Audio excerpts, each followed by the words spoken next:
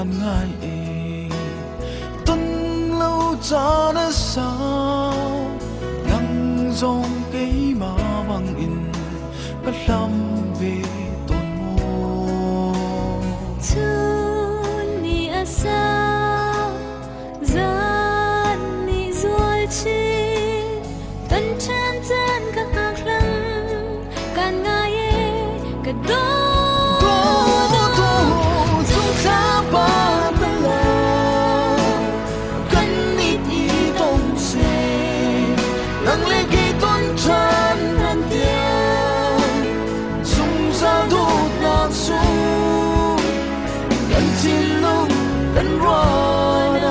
Cần dây dòng nên trong sống khác gì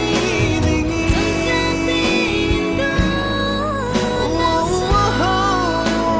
cần ai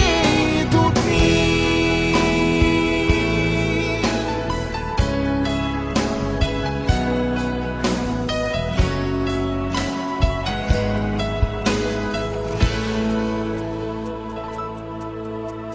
gian không một tiếng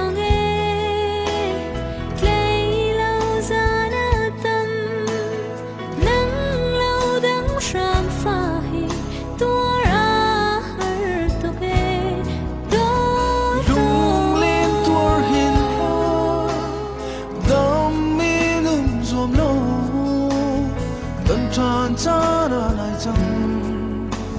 dinh nu thong in cả tố trong khá ba ta là đôi mi cần đi thì đồng xe nắng lê kê tôn tràn bàn tiền dùng dao đốt nạc xuống anh chỉ lưu anh hoa na anh dây dòng nên trong sống khác gì